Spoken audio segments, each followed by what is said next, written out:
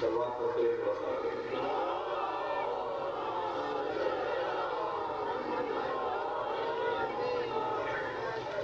درودیہ جہاں معصومین بلندر سلوات۔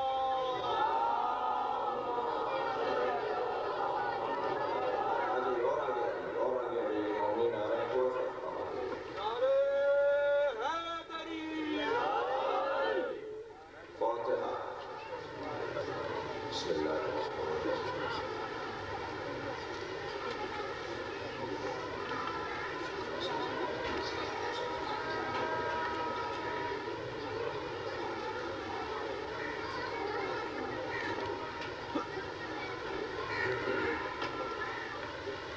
اعوذ باللہ من الشیطان الرجیم، بسم اللہ الرحمن الرحیم۔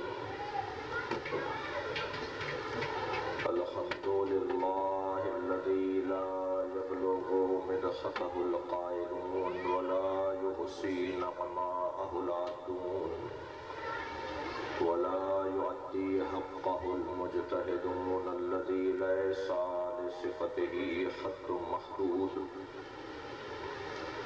ولا نعت موجود ولا وقت معدود ولا أجل ممدود فطر الخلائق بقدرته الله أكبر الله أكبر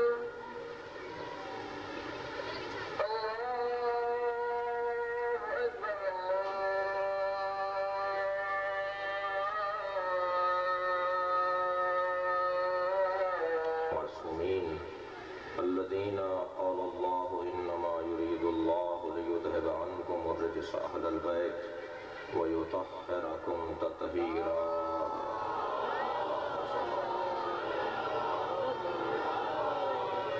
وآله الطيبين الطاهرين ولعنة الله على أعدائهم أجمعين من يوم عداوتهم إلى قيام يوم الدين أما بعد فقد قال الحكيم في قرآن الكريم بسم الله الرحمن الرحيم قل إنما أنا بشر مثلكم يوحى إلي أنما إلهكم إله واحد فمن كان يرجو لقاء ربه فليعمل عملا صالحا ولا يشرك بعبادة ربه أحدا صلوات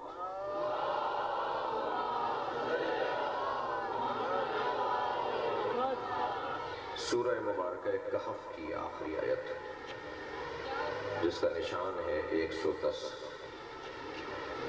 پروردگار عالم اپنے حبیب سے مخاطب ہے اپنے نبی سے مخاطب ہے کہ میرے حبیب کہہ دیجئے کہ میں تمہاری طرح ایک بشر ہوں یوحی الیہ مجھ پر وحی دے جو اپنے رب سے ملاقات کا مشتاق ہے فَلْيَعْمَلْ عَمَلًا صَالِحًا اسے عمل صالح انجام دینا پڑے گا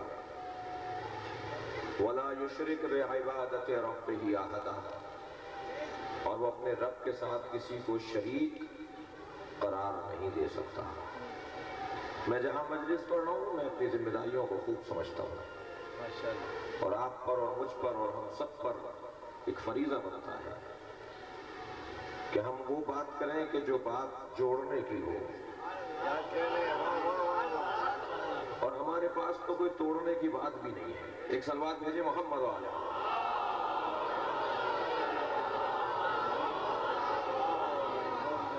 اور وہ چیز جو ہمیں قریب کرتی ہے ان چیزوں میں اور ان عقیدوں میں ایک عقیدہ توحید ہے اور یہ وہ واحد عقیدہ ہے کہ جو ہمیں سب کو ایک دوسرے سے دوست کر دیتا ہے دیکھیے ابھی اذان ہو رہی تھی یہ تو میرے بھائیوں کی زبان مبارک پر جاری ہونے والے الفاظ تھے دربار یزید میں تو دشمن اذان کہہ رہا تھا تو امام سجاد رک گئے تھے ایک صلوات بھیجیں ذرا محمد والے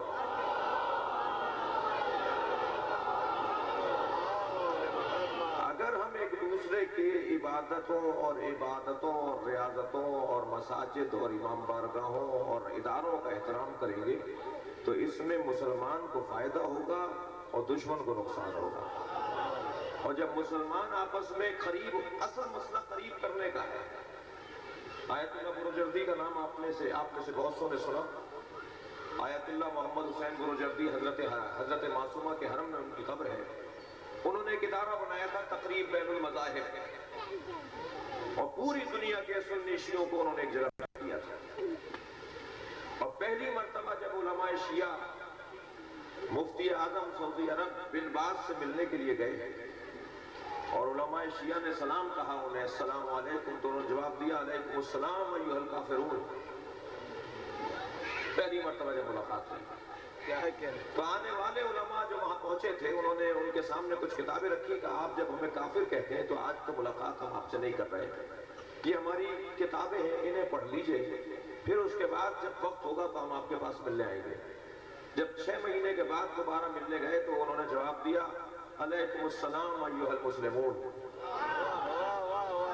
یہ 6 مہینے میں تبدیلی کیا آئی کہ ہم نے کچھ اپنا بدل لیا یا آپ نے ہمیں پڑھ لیا؟ ایک سلوات بھیجے نا محمد وآلہ.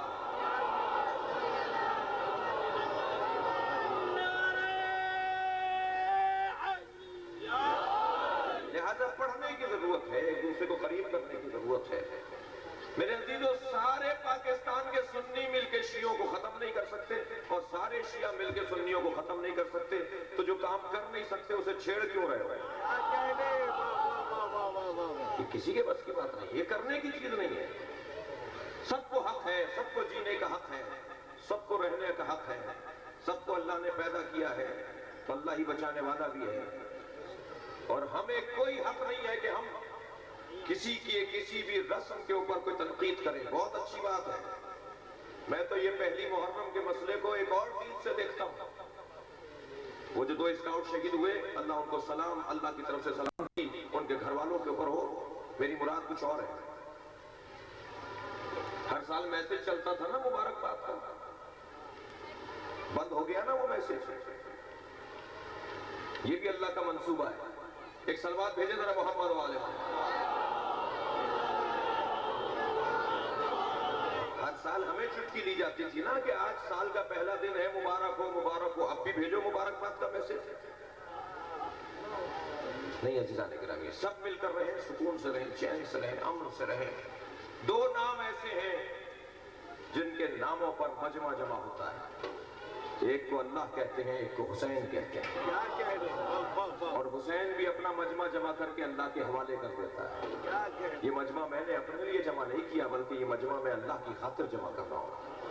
یا حج کے موقع پر مکے میں اتنا بڑا مجمع جمع ہوتا ہے، یا کربلا میں مولا کے عشرہ اولیٰ میں اور 40 کے دن سب سے بڑا مجمع جمع ہوتا ہے.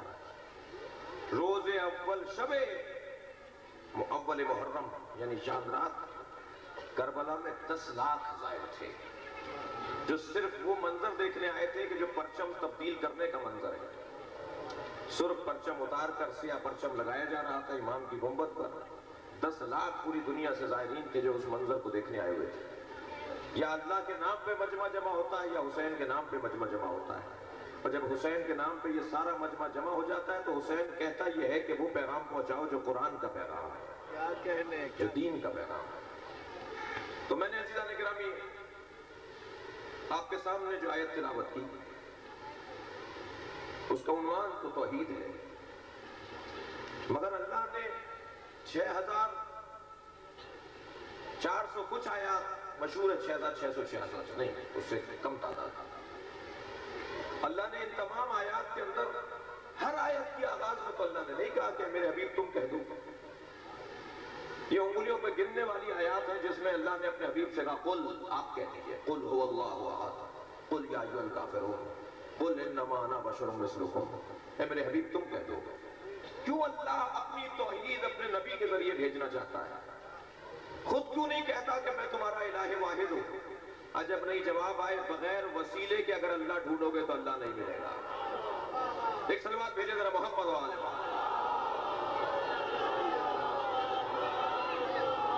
کہا اگر اللہ بھی لینا ہے تو وہ نبی سے لینا ہوگا، محمد مصطفیٰ سے لینا ہوگا. میرے حبیب ان سے کہہ دیجئے کہ میں تمہاری طرح بشر ہوں. کیا ربط ہے، علماء اکرام کو سبق سنا رہا ہوں، کیا ربط ہے اس بات میں کہ میں تمہاری طرح بشر ہوں اور اس بات میں کہ تمہارا اللہ الہ واحد ہے؟ عزیزان گرامی ربط یہی ہے، بات پھر بھی اس میں توحید ہی کی ہے۔ میں تمہاری طرح بشر ہوں۔ بہت سے لوگوں کو غلط فہمی ہو گئی اس آیت سے اور کہنے لگے وہ تو ہمارے بڑے بھائیوں کی طرح ہیں۔ اگرچہ قرآن نے بڑا بھائی بھی نہیں کہا، بھائی تم اگر اپنے جیسا بول رہے ہو تو قرآن مجید کی اس آیت سے بہت سے وہ غلط فہمی ہوئی کہ نبی نے خود کہا ہے کہ میں تمہاری طرح بشر ہوں۔ جب نبی نے خود کہا ہے تو بھائی تم کون ہوتے ہو نبی کو ہم سے افضل کہنے والے؟